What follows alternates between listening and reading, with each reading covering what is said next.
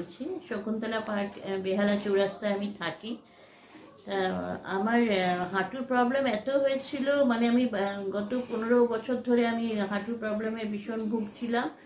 আর এমনিতে আগে ফিজিওথেরাপি আমি কয়েক জায়গায় করিয়েছিলাম, আমি ডাক্তারও অনেক দেখিয়েছি, কিন্তু তারপর মানে আমার হাঁটুর কিছুতেই ব্যথা কমছিল না। আমি দাঁড়িয়ে রান্না করতে পারতাম না, হাঁটতে পারতাম না, রাত্রিবেলা শোবার সময় পাটা টিস করতো, মানে এত ব্যথা হতো, ভীষণই কষ্টে ভুগছিলাম। তারপরে ডাক্তার তো বলেই দিয়েছিল অপারেশনের কথা। আমার পাটা বেঁকেও গেছিলো, অনেকখানি বেঁকে গেছিলো।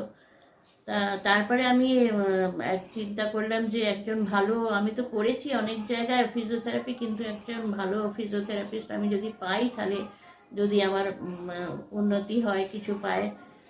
তারপরে আমি হ্যাপি হেলথ ফিজিও কেয়ারে আমি খবর পাই দেবজিৎ চ্যাটার্জি।